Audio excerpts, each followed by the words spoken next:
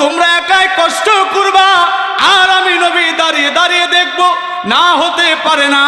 তোমরা মাটি কাটবা, আমি রাসূল তোমাদের সঙ্গে মাটি কাটবো। তোমরা মাটির জায়গা মাথায় নিবা, আমি রাসূল তোমাদের সঙ্গে মাটির জায়গা মাথায় নিব। নবী আমার মাটির জায়গা মাথায় নিয়েছেন। সাহাবায়ে কেরাম কয়েকদিনের না খাওয়া খন্দকের যুদ্ধের জন্য সবাই প্রস্তুতি নিচ্ছেন। নবী আমার যখন হুজরা শরীফে থাকতেন তখন লম্বা পোশাক পরতেন।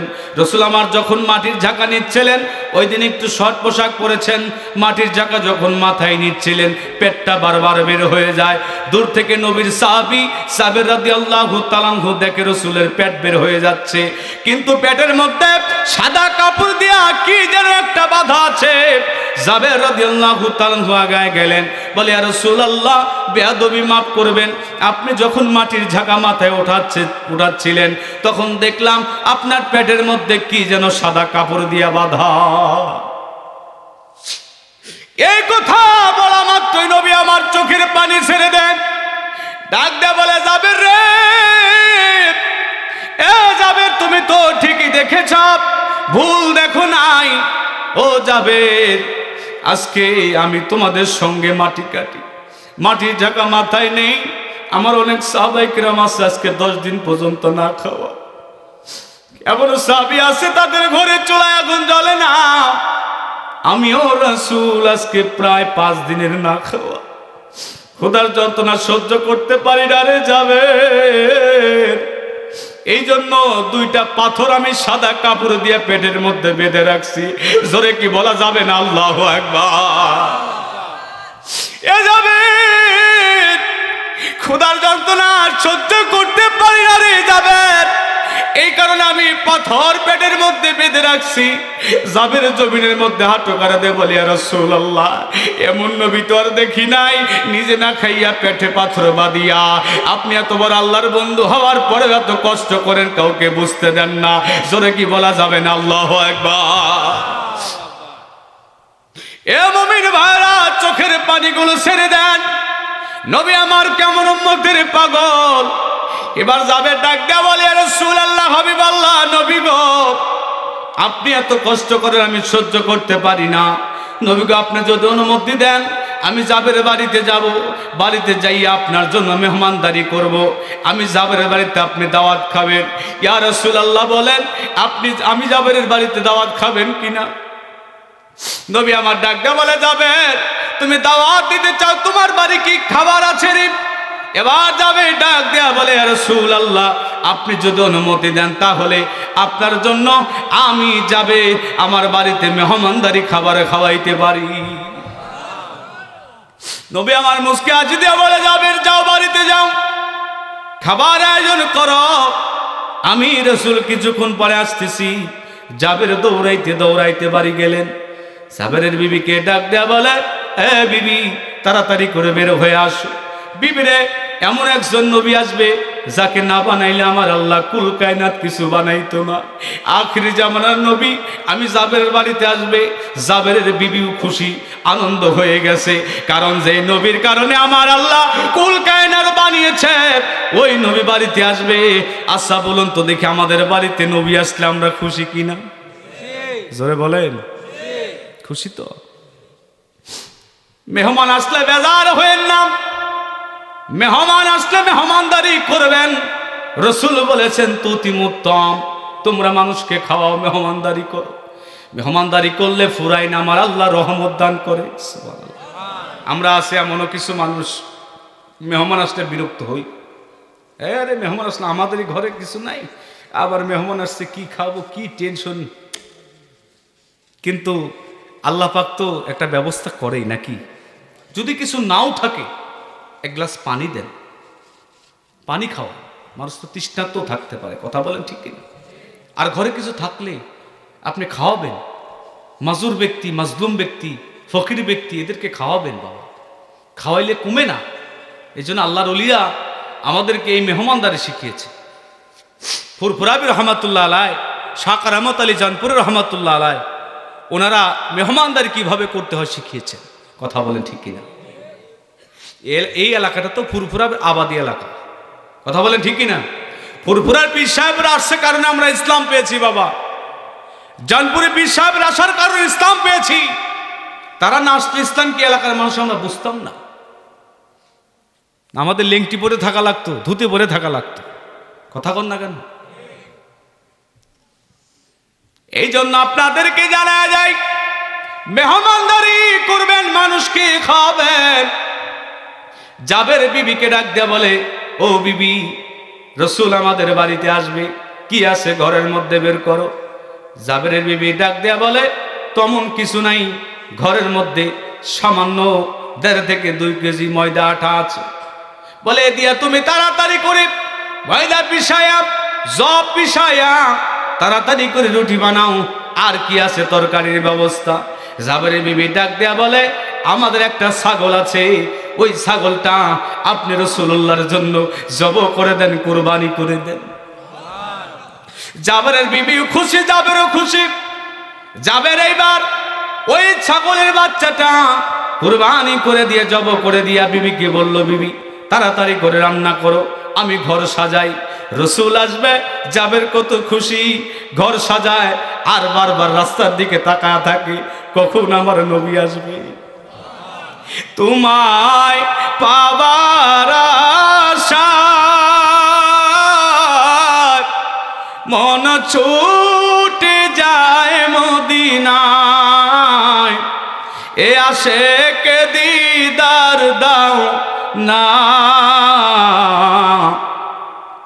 আর দূরে থাকিও না। হে রাসূল তোমায় ভালোবাসি, অন্তরে শুধুই, মুখে নয়, জান্নাতের আশায় নয়। হে রাসূল জাহান্নাম কেউ ডরি না। মারহাবা। যাবে রাস্তার দিকে তাকা থাকে, কখন আমার নবী আসবে রে। জাবের ঘর সাজায়। জাবের 2টা সন্তান ছিল, খেলাধুলা করে। জাবেরের বিবি রান্না করে। এবার 2 ভাই, বড় ভাই ছোট ভাই খেলাধুলা করে। আর বাবাজি ওই ছাগলের বাচ্চাটা কুরবানি করেছে, জবাই করেছে। ছোট ভাই ডাক দিয়ে বলে, বড় ভাই, আব্বা যে ছাগলের বাচ্চা কুরবানি করলো, কেমন করে করলো আমি একটু দেখতে চাই। বড় ভাই কি করলেন, ঘরের মধ্য থেকে ছুরি নিয়ে আসলেন। ছোট ভাইকে বললেন, তুমি শো, আমি জবাই করে দেখায়া দিই। এই কথা বলতে দেরি, ছোট ভাই শুইছে।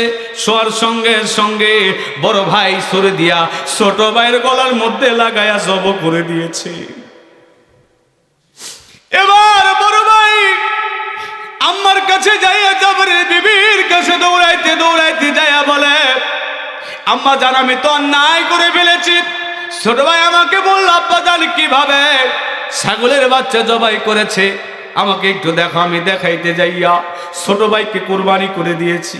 মা, আমি বড় অন্যায় করেছি। এবার জাবেরের বিবি বড় সন্তানকে ধমক মারছে। মারতে গেছে, বড় সন্তানটা পাহাড়ের উপরে উঠে লুকাইতেছিল। ওখানে যাইয়া পাহাড় থেকে পড়ে 2টা সন্তানই ইন্তেকাল হয়ে যায়। পাহাড় থেকে পড়ে সন্তান, বড় সন্তানও মারা যায়। এবার জাবেরের বিবি 2টা সন্তানের লাশ নিয়া রান্না ঘরের মধ্যে সামলায় রাখলেন, চাদর দিয়ে ঢেকে রাখছে। আল্লাহু আকবার। কিন্তু রসুল আসবে রে, এ কথা আমার নবীকে বলা যাবে না, নবীকে এই কথা জানানো যাবে না। নবী যদি জানে আজকে আমার 2টা সন্তান ইন্তিকাল করছে, তাহলে তো নবী আমার বেজার হয়ে যাবে। জাবেরের বিবি জাবেরকে লুকাইলেন, জাবেরকেও বললেন। জাবেরের চোখে পানি, মনে ব্যথা। নবী আমার আসবে। যখন রান্না হয়ে গেছে, নবী আমার সাহাবীদেরকে ডাক দেয়া বলে, সাহাবীরা শুনো, জাবেরের বাড়িতে আমি রাসূলকে আজকে দাওয়াত করেছে, কিন্তু আমি একা দাওয়াত খাবো এটা হয় না। অনেক সাহাবী তোমরা না খেয়ে আছো, চলো জাবেরের বাড়িতে দাওয়াত করছে, তোমরা আজকে জাবেরের বাড়িতে মেহমানদারিতে তোমরা খাবার খাইবা। 1 নয় 2 নয়, কিতাবের মধ্যে আসছে প্রায় 3000 সাহাবীদেরকে নিয়ে নবী আমার জাবেরের বাড়ির দিকে রওনা হয়ে গেছে। এবার জাবের রাদিয়াল্লাহু তাআলা রাস্তার দিকে তাকায়া চিন্তা করে নবীকে দাওয়াত করলাম একা, কিন্তু হাজার হাজার সাহাবীদেরকে নবী নিয়ে আসে, আমি এত মানুষকে কিভাবে খাওয়াবো, কিভাবে মেহমানদারি করব? আমি একা দাওয়াত করেছিলাম রসুলকে। নবী আমার নিকটবর্তী আসতেন, জাবেরকে সালাম দিলেন, ও জাবের চিন্তার কোনো কারণ নাই, আমি মদিনার কামলিওয়ালা আজকে আসছি, এতগুলো লোক নিয়ে আসছি, তুমি চিন্তা করতেছো। এ জাবের চিন্তা করিও না, আমি রসুল যেহেতু আসছি, যেই খাবার তুমি রান্না করেছ। জাবের বলি, রসুল আল্লাহ, ছোট একটা ছাগলের বাচ্চা আর 1.5 কেজি আটার ময়দা, অল্প কিছু রুটি হয়েছে, আপনার জন্য আমার পরিবারের জন্য রান্না হয়েছে, কিন্তু এত মানুষকে আমি কিভাবে খাওয়াবো? নবী আমার ডাক দেয়া বলে, জাবের চিন্তা করিও না, আমি রসুল আসছি, আমি নিজ হাতে এই সাহাবায়ে কেরামদেরকে খাওয়াবো। এবার নবী আমার ডাক দেয়া বলে, জাবের চিন্তা করবো না, যেই খাবারটা রান্না করেছে আমার সামনে নিয়ে আসো। রসুলের পাকের সামনে আনা হলো। নবী আমার বললেন, একটা চাদর দাও, চাদর দিয়ে খাবার ঢাকা হলো। নবী আমার বাম হাত প্রথমে রাখলেন, এরপরে মুখের মধ্য থেকে একটু থুতু মোবারক নিয়ে ডান হাত দিয়ে খাবারের উপরে রাখলেন। এরপরে নবী আমার 3টা রুটি হাতে নিলেন, জাবেরকে ডাক দিয়ে বলে, জাবের, আমি রাসূল আজকে মেহমানদারি করব, সবাইকে 3টা করে রুটি দেবো, 1 পিস করে গোস্ত দিব। কয় কেজি আটা? সরে বলেন, কয়টা রুটি হতে পারে? 3000 সাহাবী। কয় হাজার? সরে বলেন, 3000 সাহাবী। আমার নবী ডাক দেয়া বলে, জাবের, কাউকে আমি কম দেব না, তুমি কাতার বন্ধ হয়ে বসতে বলো। রসুল আমার তিনি কি করলেন? জাবেরকে বললেন, জাবের, 3 পিস করে রুটি আর 1 পিস করে গোস্ত দিবা, কাউকে কম দিবা না। 3000 সাহাবীদেরকে রসুল আমার দেওয়া শুরু করলেন। নবীর হাতের মধ্যে বরকত আছে কি আছে না? এই জন্য বলেন, নবীর হাতের মধ্যে কত বরকত। নবী আমার দিতে দিতে 3000 সাহাবীকে 3টা করে রুটি 1 পিস করে গোস্ত দেওয়া শেষ। খাবার কোন জায়গা থেকে আসে? নবী আমার ডাক দিয়ে বলে, জাবের, চিন্তার কারণ নাই, আমার আল্লাহ মান্না সালোয়ার দিয়া এই খাবারের মধ্যে বরকত দিয়া জান্নাত থেকে আমি রসুলের কারণে খাবার পাঠাইতেছি। এ জাবের, চিন্তার কারণ নাই, শুধু সাহাবায়ে কিরাম খাবে না, তোমার এলাকার মধ্যে যত মানুষ আছে সবাইকে দাওয়াত করো, আমি রাসূল আজকে সবাইকে খাওয়াবো, কাউকে কম দিব না। এলাকাবাসীকে খাওয়াইলেন, সবাইকে ডাকলেন, সবাইকে খাওয়াইলেন। এবার আমার নবী ডাক দেয়া বলে, সবাইকে খাওয়ানো শেষ, ও জাবের, তুমি বসো, তোমার 2টা সন্তানকে ডাক দাও। জাবের কিভাবে বলবে, ইয়া রাসূলুল্লাহ, হাবিব আল্লাহ, নবী গো, আমার 2টা সন্তান আপনি আসার আগে ইন্তেকাল করেছে। জাবের তো বলতে চায় না। এদিকে জিবরাইল আমিন এসে বলে, ইয়া রাসূলুল্লাহ, হাবিব আল্লাহ, নবী গো, আপনি আসার আগে জাবেরের 2টা সন্তানের নির্মম ঘটনা ঘটে গেছে, বিস্ময়কর ঘটনা ঘটে গেছে। ইয়া রাসূলুল্লাহ, নবী আমার ডাকতে বলে, জাবের, তোমার 2টা সন্তান কই? জাবের বলতে চাই না। নবী আমার বলে, আমাকে নিয়ে চলো। এ জাবের, কোনো কিছু লুকায়ও না। জাবেরের চোখে পানি। জাবের বলে, রাসূলুল্লাহ, 2টা সন্তান তো ইন্তেকাল করেছে। নবী আমার ডাকটা বলে, জাবের, জিবরাইল আমিন আমার কাছে খবর দিয়েছে, চলো চলো, তোমার রান্নাঘরের মধ্যে 2টা সন্তান আছে। নবী আমার গেলেন, যাওয়ার সঙ্গে সঙ্গে এবার আমার আল্লাহর দরবারে হাত উঠায় বলে, আল্লাহ, আমি আজকে রসুল তোমার দরবারে হাত বাড়াইলাম, জাবেরের 2টা সন্তানের হায়াতকে তুমি ফিরাইয়া দাও। যারা বলেন আল্লাহু আকবার, বলেন ইয়া রাসূলুল্লাহ। নবী আমার ডাক দেয়া বলে, আল্লাহ, আমি রসুল তোমার কাছে আর কিছু চাই না, জাবেরের 2টা সন্তানের হায়াতকে ফিরাইয়া দাও। নবী আমার কি করলেন? 2টা সন্তানের মুখের মধ্যে হাত লাগাইলেন, গলার মধ্যে হাত লাগাইলেন। লাগানোর সঙ্গে সঙ্গে নবী আমার বলে, ও 2টা বালক, তোমরা উঠে আসো, আমার সাথে খাবার খাইবা। এই কথা বলতে দেরি, 2টা সন্তান জীবিত হইতে দেরি হয় না।